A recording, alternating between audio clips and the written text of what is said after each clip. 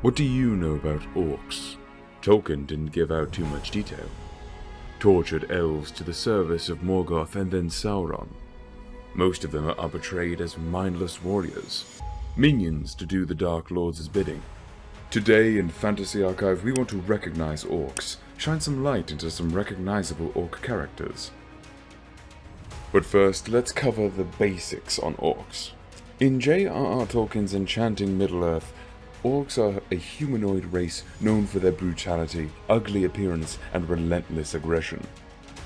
Their early versions were hobbit-sized, while newer breeds of orcs stand taller and stronger than regular humans, making them formidable foes in the battlefield.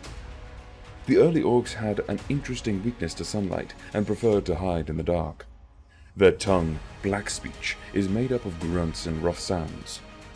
Orcs serve as soldiers and loyal followers of dark forces like Morgoth, Sauron, and Saruman. Orcs like dark underground realms similar to the dwarves. However, orcs have a tendency to get into fiery arguments with each other, even over small things, leading to intense conflicts and fights that usually don't benefit them, getting them an early death, or just distracting them from their mission. While it's rare for orcs to change their wicked ways, there are indications that some of them may have preferred a simple, not fighting life. But who knows? There are different types of orcs. We won't get into details, but we can mention the Uruk-hai. The Uruk-hai, created by Saruman's dark forces, are known for their physical strength and intense training. On the other hand, the Mordor orcs weren't as strong or skilled warriors, but they were large in numbers and had clever tactics. All that said, let's dive into the fascinating world of Middle-earth and its orcs. Let's kick off our exciting countdown with number 10, the notorious Shagrat, a tall and arrogant black Uruk. As the captain of the Tower of Cirith Ungol, he held immense power and commanded respect. In the eventful year of TA 3019, Shagrat and his crew crossed paths with Gorbag's company from Minas Morgul and stumbled upon the unconscious Frodo Baggins after his encounter with Shelob. This sparked a fierce conflict over Frodo's prized mithril mane shirt, igniting a brutal battle between the rival factions. Despite sustaining a wound, Shagrat emerged as the victor, but his triumph was short-lived as Sauron punished him for allowing the precious prisoner to escape. It's a pity because Shagrat had the potential to become one of the strongest and most fearsome orcs. Next up, we have Malhor, a fierce and commanding captain of the Uruk-hai. You may recall his appearance in The Lord of the Rings: The Two Towers, played by the talented Robbie Magasiva. Malhor's role was pivotal as he led his mighty Uruk-hai troops alongside Ugluk and the scouting party to reclaim Merry and Pippin. In an intense encounter, Malhor and his orc companions found themselves surrounded by Eomer's brave Rohirrim Eored near the outskirts of Fangorn Forest. Despite their best efforts, Malhor's forces were overpowered, and he met his unfortunate demise during the skirmish with the Rohirrim. Number 8 on our list, Grishnak. In the thrilling film The Two Towers, Grishnak, portrayed by the talented Stephen Ure, takes center stage as a powerful Orcs captain. While his role is slightly different from the novel, he remains a force to be reckoned with. Grishnak and his clan intercept Ugluk and the Uruk-hai on their journey, displaying his strength and leadership. Despite their differences, Grishnak reluctantly forms an alliance with Ugluk to confront a common threat. As they race through the land, their energy wanes near Fangorn Forest, leading to heated arguments over food. Grishnak's unwavering determination and fierce nature shine through as he clashes with Ugluk's choices. Amidst the chaos, Grishnak uncovers the hobbit's escape attempt and prepares to strike them down. However, his plans are interrupted by a spear-wielding Rohirrim rider, gravely injuring him. Undeterred, Grishnak chases Merry and Pippin into the heart of the Fangorn Forest, showing his relentless pursuit. In a climactic moment, Grishnak meets his ultimate fate as the towering Treebeard unknowingly crushes him underfoot while almost killing Merry. Moving on to number 7, we have Ugluk, the head of the Uruk-hai sent to chase the Fellowship of the Ring. After Boromir's death and the Hobbit's capture, Ugluk leads his group on foot towards Isengard. Along the way, he shows his harsh nature by kicking Pippin and making the hobbits drink something.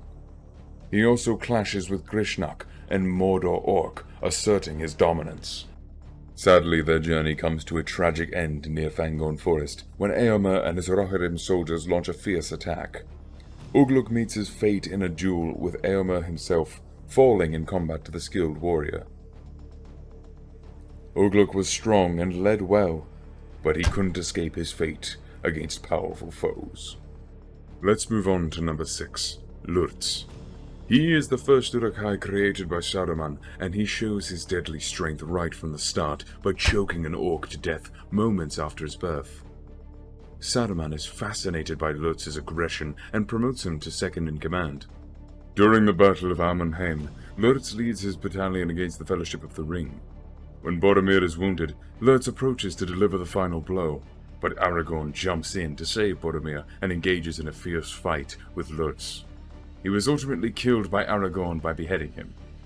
Number 5 is an honorable mention. While we understand he is not part of Tolkien's lore, as well as other creative leaps taken throughout the Rings of Power series, Adar, the Orcs' father, was a cinematic attempt to bring depth to the race of Orcs, to give a narrative to their point of view. In the series, Galadriel believed that Adar was one of the earliest elves corrupted by Morgoth during the Years of the Trees in Utumno. As Orcs emerged, they saw Adar as their father and willingly followed him. After Morgoth's defeat, Adar initially served Sauron in his mission to dominate other lifeforms, but when Adar witnessed Sauron's cruelty towards Orcs, he turned against him and struck him down, believing he had killed him. For a long time, Adar led a secret group of surviving Orcs during the First Age. Number 4. Gothmog, the Lieutenant of Morgul. Now you might be wondering, isn't Gothmog a Balrog? Well, actually we're talking about a different Gothmog here.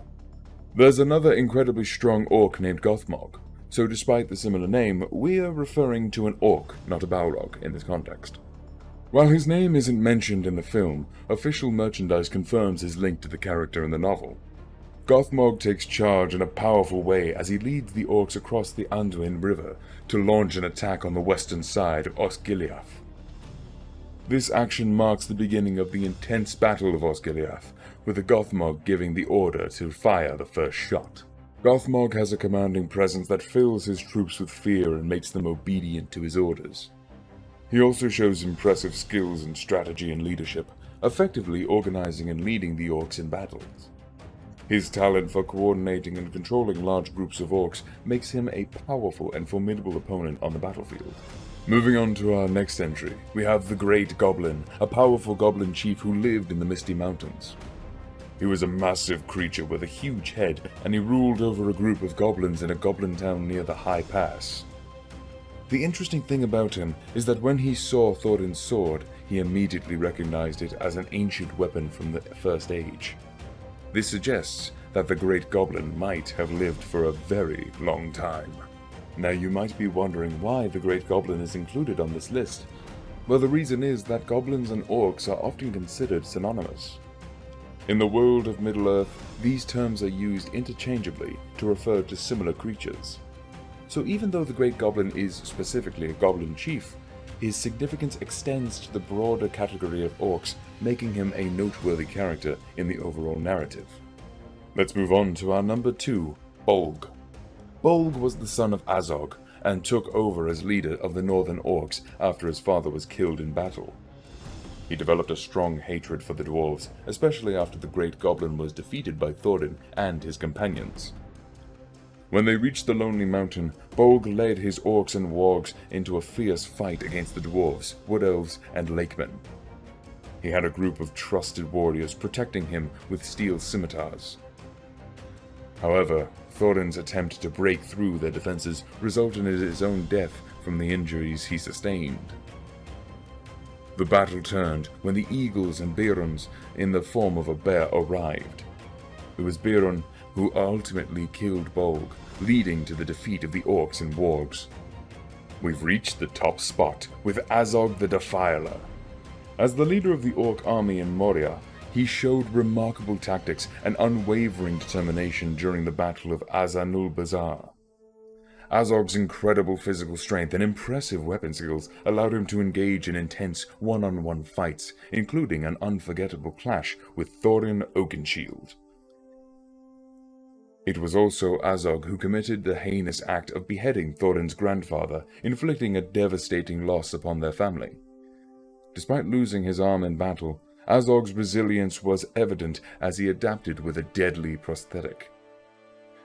With his ruthless nature and notorious reputation, Azog remains one of Middle-earth's most fearsome enemies.